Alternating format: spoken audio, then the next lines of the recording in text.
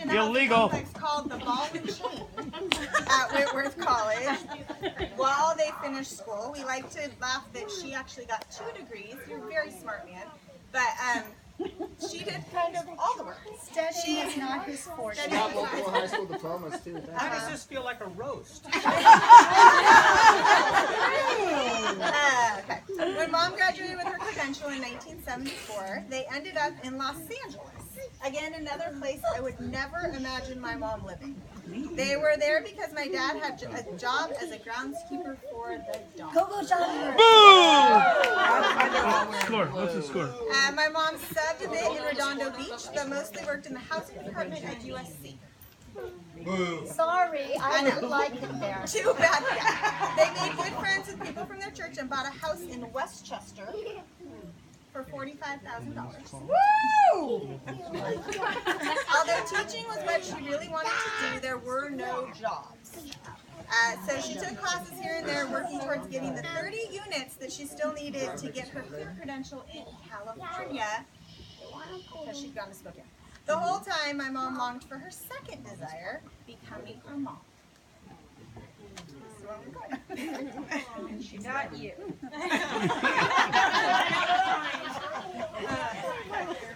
First. After 7 years of marriage, my mom finally became pregnant. She claims to this day that she loved being pregnant.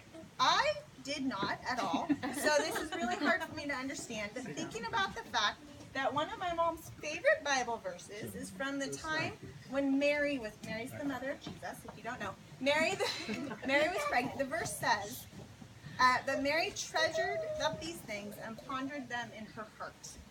That is so my mom. She treasures things and ponders them in her heart. Sometimes even hiding very well how she really feels.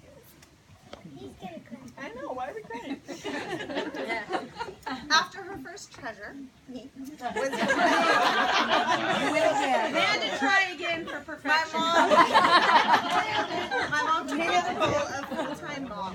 Much to her delight, my dad was offered a job at Oakmont Golf Course in Santa Rosa, and they moved back home in 1980. My sister, Becky, and my brother, Timmy, came soon after, and the dream of being a mom was now in full effect. Afterthoughts. Yeah, them. Whoever. Becoming a mother myself has given me a whole new appreciation for my mom. Remember those 30 units that my mom needed to clear her credential? Yeah, she took those at night after being at home all day with a 3-year-old. She took classes from Sonoma State and Elsie Allen, and what was amazing to me is that I, as a child, never ever knew that. It wasn't until just a few years ago I asked her, when did you finish all your school? And she told me it was at night after being home with me all day. I guess we were in bed. I don't know. I just never knew. She left home alone. Yeah.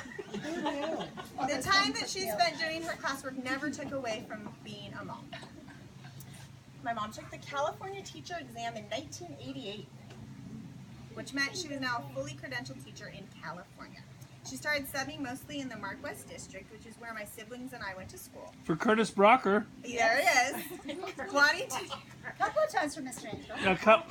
wanting to stay close to home, she also started subbing in a little place called Windsor.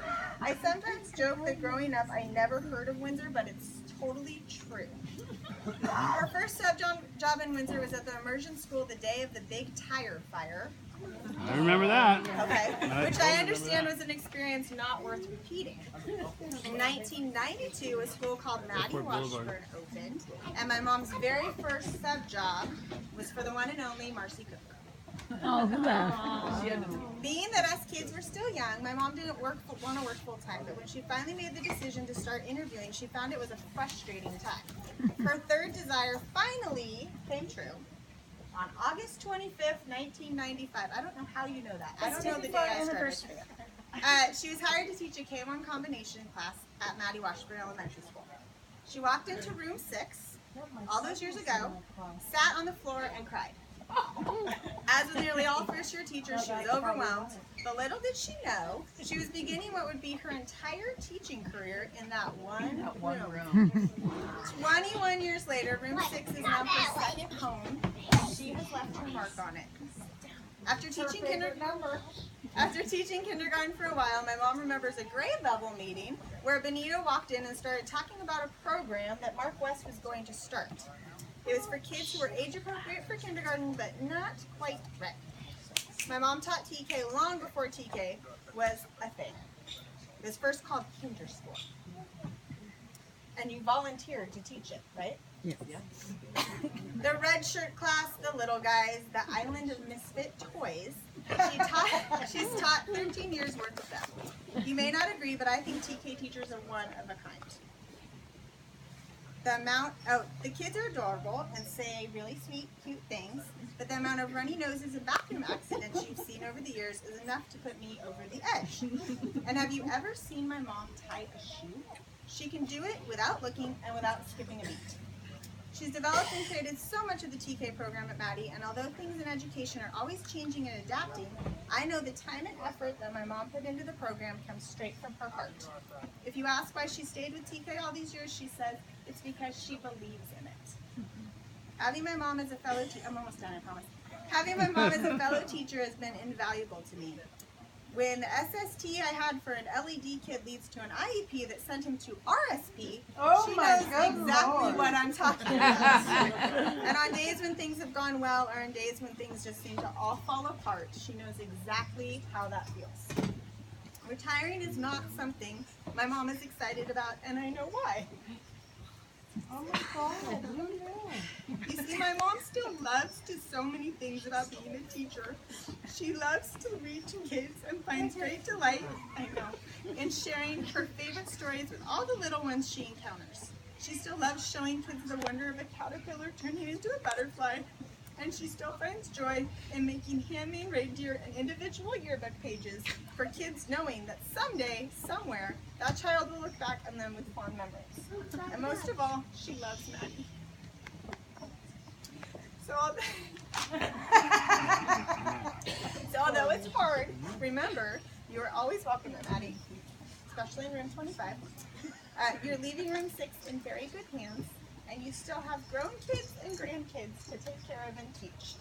As you put on your new hat as retiree, I hope that you embrace it and enjoy it as much as you've enjoyed wearing your many other hats.